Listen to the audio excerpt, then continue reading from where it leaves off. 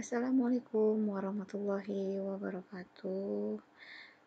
Salam sejahtera bagi kita semua.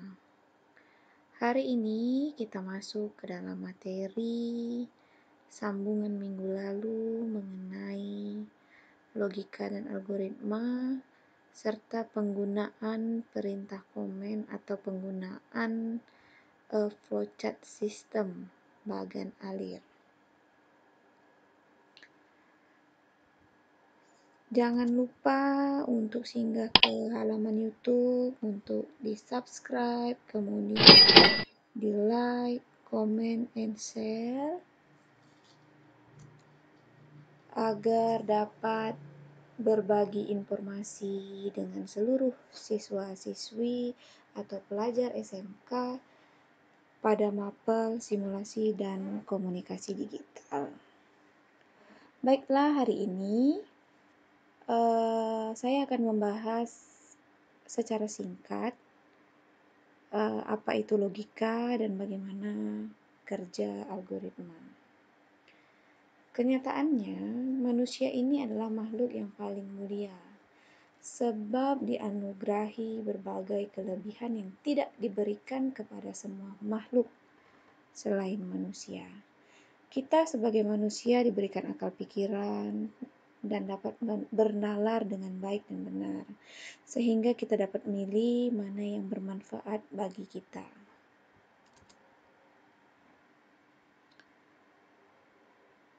Logika itu sendiri adalah alat untuk menarik sebuah kesimpulan, yang artinya bagaimana manusia berpikir dengan benar. Itu logika ya. Logika itu adalah bagaimana manusia berpikir dengan benar.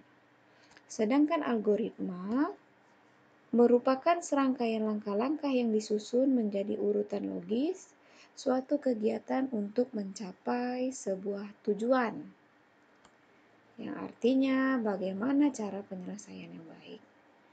Jadi logika merupakan pola berpikir dengan benar, sedangkan algoritma adalah bagaimana cara menyelesaikannya. Untuk mendapatkan cara penyelesaian yang baik, dibutuhkan strategi atau langkah-langkah yang sistematis agar masalah dapat dipecahkan dengan baik. Untuk itu, marilah kita lihat contoh sederhana penggunaan algoritma dalam kehidupan sehari-hari.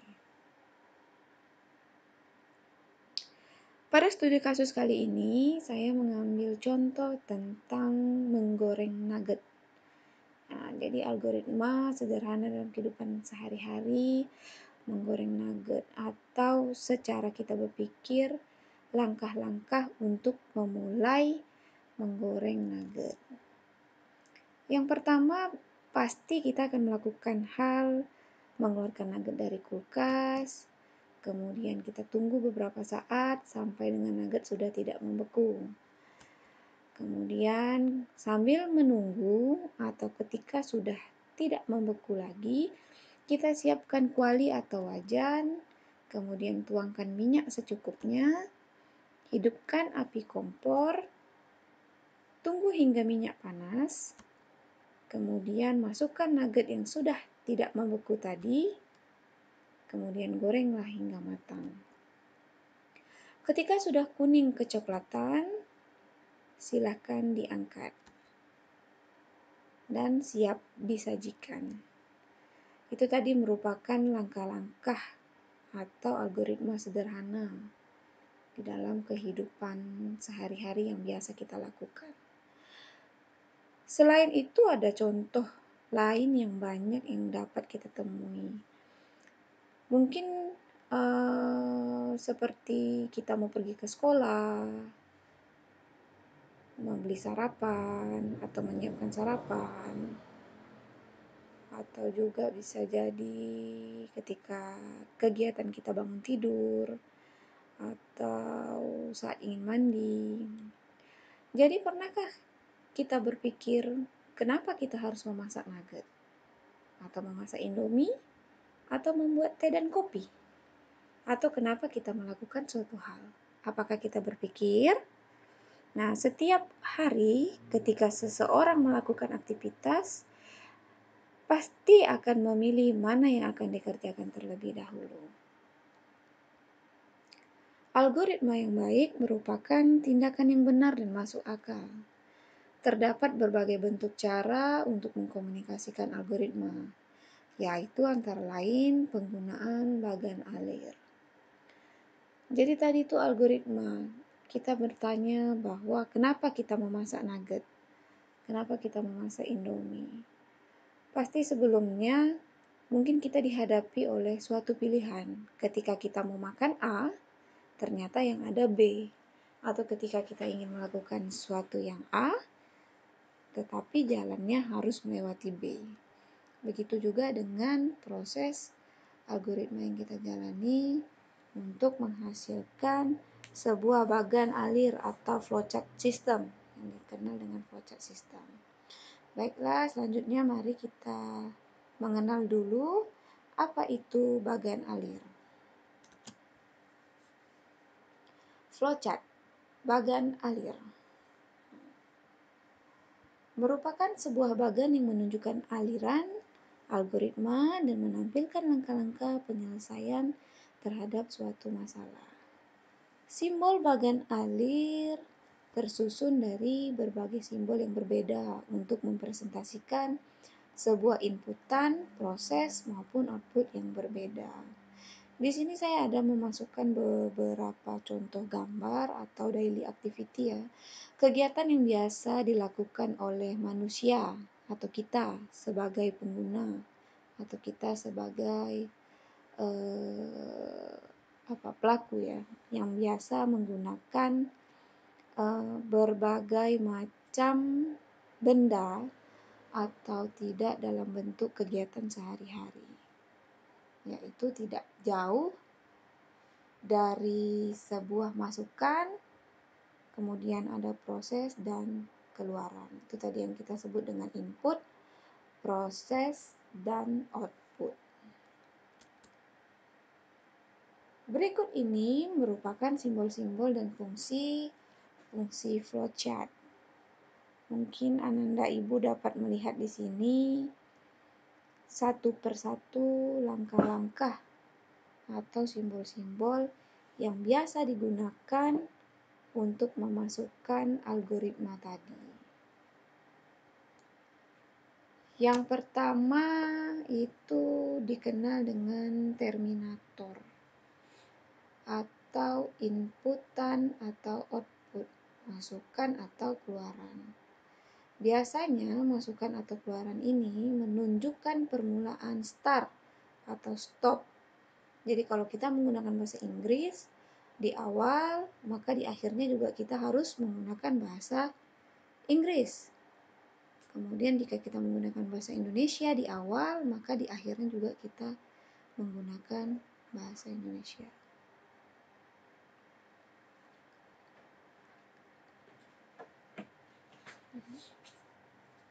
Flow direction atau simbol arus adalah simbol yang digunakan untuk menghubungkan antara simbol yang satu dengan simbol yang lain, connecting line.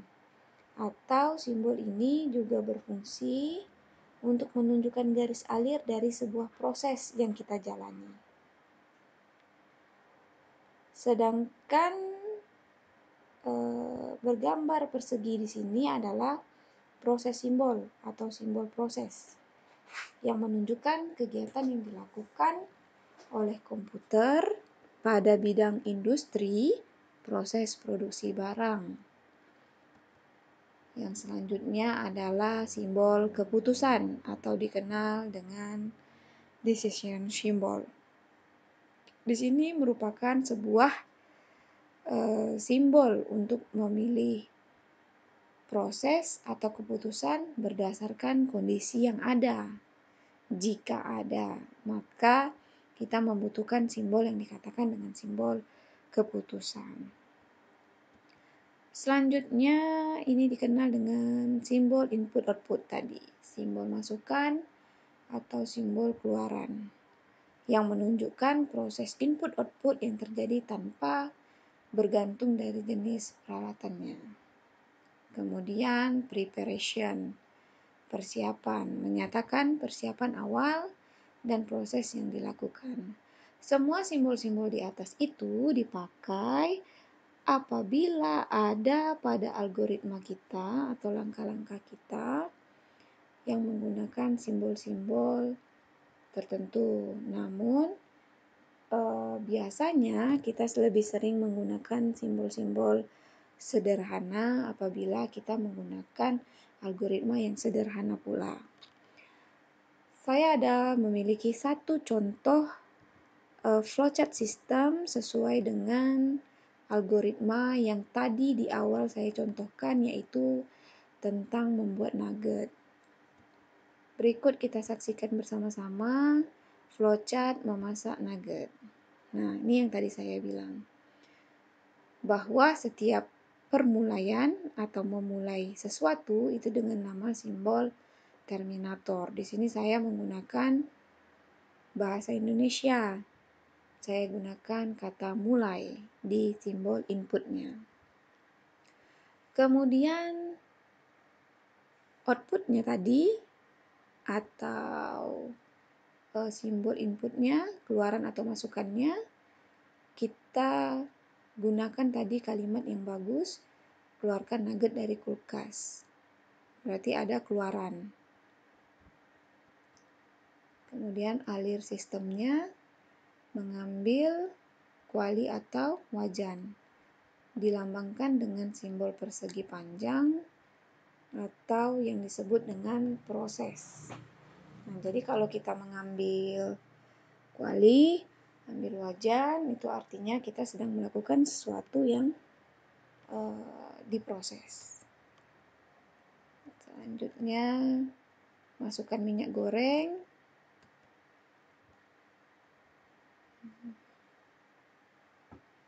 Itu juga merupakan proses. Kemudian nyalakan api kompor juga proses. Input atau keluarannya tadi, tunggu minyak hingga panas.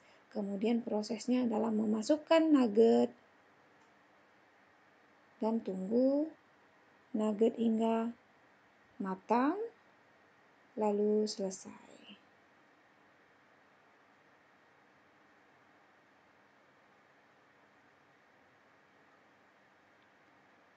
Nah, dari sini dapat kita lihat yang mana simbol-simbolnya itu harus saling berkaitan dengan algoritma atau langkah-langkah kegiatan atau permasalahan yang kita hadapi dalam sebuah sistem. Oke, materi hari ini sampai di sini. Mohon untuk dipahami, jika kurang jelas atau Ananda semua tidak memahami, silakan tanya di Google Classroom. Semoga pembelajaran daring kali ini dapat bermanfaat bagi seluruh siswa-siswa Ibu, baik itu yang ada di Kabupaten Karimun ataupun dimanapun yang menyaksikan materi tentang simulasi dan komunikasi digital ini.